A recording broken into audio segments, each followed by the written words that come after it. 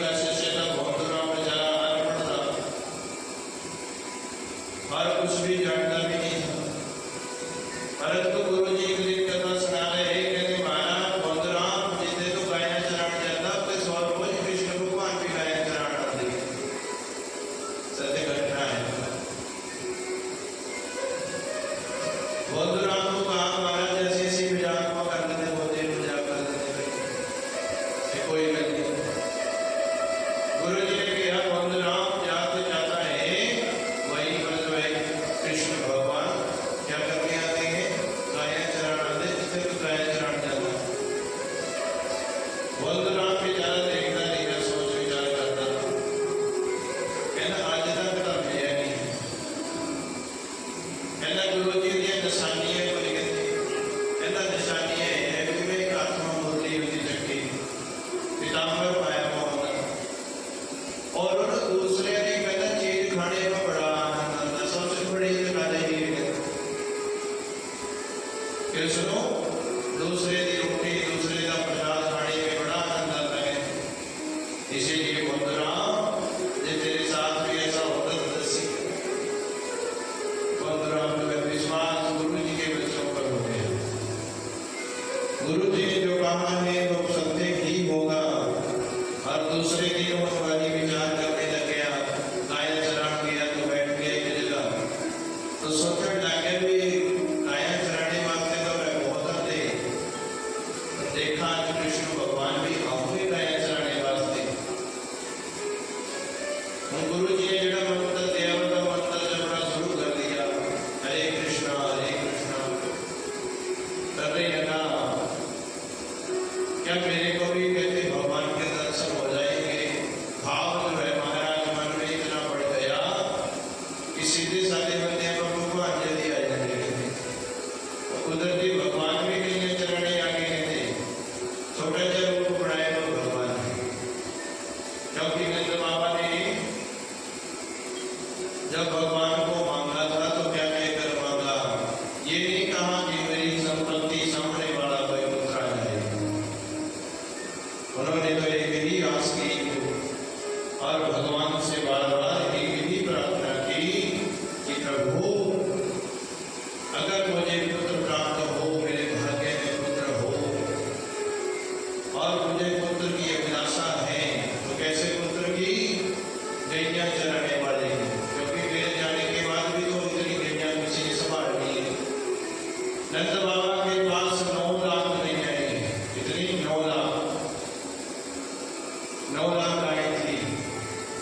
यदि भी गायें संभालने वाला भी कोई ना कोई चाहिए। इसीलिए तो वृंदावन में कहते हैं महाराज जाके आए मुझे चाचा सही दस्या भी 11 बजे दिमाग मंदिर मारते, क्योंकि भगवान मुझे गायन चढ़ाने जाते हैं। आज भी वही नियम है, 3 बजे आना, फिर 4 बजे मंदिर खोलने, भगवान ने रोटी भी खानी, रेस्ट भी करना, और भगवान ने फिर आगे 4 बजे के बाद भक्तों को भी दर्शन देने। वही क्रम आज भी चला हुआ है। मेरी मन में आज भी भगवान रास करते हैं। बंधुराम जी भी वही गैया चराने गए, तो गैया चराने गए तो याद करने लगे, गुरु जी ने कल कथा सुनाई, भगवान आते हैं, कहाँ आते हैं, कैसे आते हैं।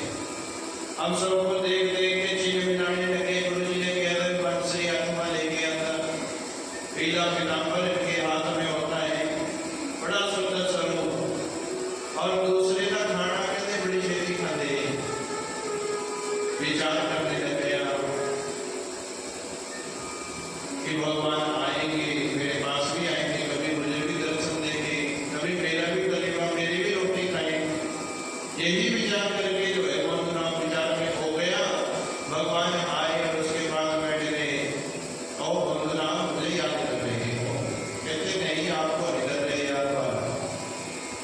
कहते किसे याद कर रहे हो? कहते महाराज गुरु जी ने कल कहा कि कृष्ण भगवान यहाँ पर गैया चराने आते, पर आज तक मेरे को कभी दिखे नहीं है। और भगवान ने जो है महाराज विचार करने लगे, आपस में बातें करते रहे। तो जैसे ही बंधुराम ने कहा प्रभु मैं तो भोजन कर लूं, क्योंकि समय भोजन का हो गया है। तो बंधुराम जी रोटी खाने लगे, तो कृष्ण गैया पूछते अभी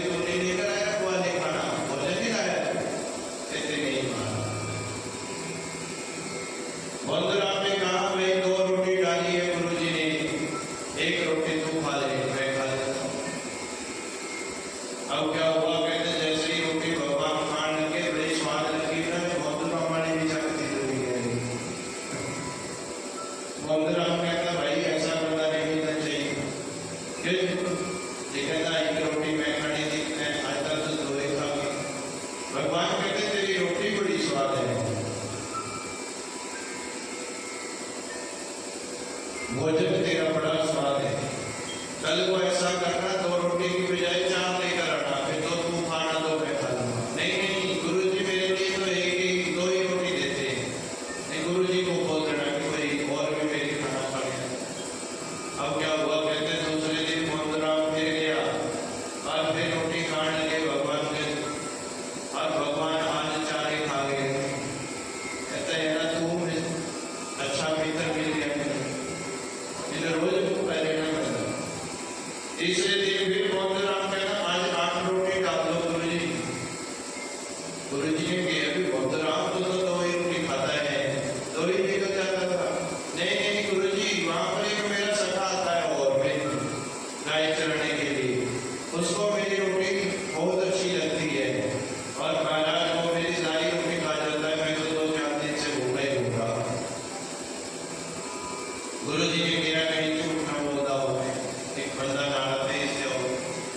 परंतु कहते हैं भगवान सबको दर्शन थोड़े देते हैं, वो तो बंधुराम जी को ही देखते थे महाराज।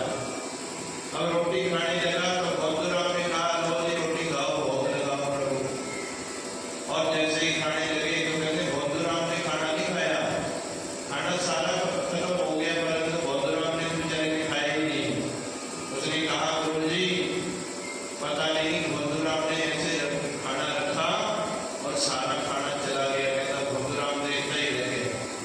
वो भगवान को ध्यानता रहता था, भगवान से बातें करता था। और भद स्वरूप जब महाराज बंधुराम जी ने आके घर में जब गुरु जी के साथ भेंट हुई, गुरु जी ने बुला लिया, भाई राजा कहाँ लेकर जाता है तेरी रोटी, कौन खाता है तेरी रोटी। कहते गुरु जी वो आपने बताया था ना कि वहां कृष्ण कन्हैया आता है, उसने बताया कि मैं वही कृष्ण कन्हैया हूं जो गुरु जी ने बताया था तेरे। फिर बातें करने लगे। गुरु जी ने कहा तो हमें भी दर्शन करवा देंगे। कहते कोई बात नहीं, पूछ लूंगा अगर आएगा तो। कहते महाराज दूसरे दिन जैसे ही गया बातचीत होने लगी तो वो बंधुराम कहते हैं महाराज आज हमारे गुरु जी को ही पास करना है आपको। गुरु जी आपके दर्शन करना चाहते हैं कि जो इतनी रोटी खा लेता है उसके दर्शन हमें भी करवा दो। भगवान कहते हैं महाराज नहीं, मैं वहां नहीं जा सकता क्योंकि मैं किसी को नहीं दिखता, मैं तो अंतर्यामी हूँ और मेरा नाम अंतर्यामी है, इसलिए मैं किसी को नहीं दिखता, तेरे साथ ही बात करने आता हूँ, तुझसे मेरा प्रेम है। बंधुराम कहता है तो ठीक है, अगर गुरु जी को दर्शन नहीं देने तो मैं मेरे साथ भी मत आना, मेरे पास भी मत आना, आज के बाद मेरे पास भी कोई रोटी तेरे वास्ते। और भद स्वरूप जिद करने लगा बंधुराम। अंत में जो है भगवान को उसने बना लिया और भगवान को साथ लेकर अब गए गुरु जी के पास। तब गुरु जी ने सत्य कहा महाराज बंधुराम तेरा नाम तो बंधु है ही, तू भगवान के साथ रहता है। भगवान के साथ कौन रहते हैं, भगवान के भक्ति रहते हैं। ज्ञानी व्यक्ति को कहते हैं महाराज भगवान की मुझे कौन प्यारा है, कहते मुझे तो सब भक्तों में भक्त प्यारा है। भागवत में भी पूछा, रामायण में भी पूछा कि आपको सब भक्तों में कौन प्यारा है। सब भक्तों में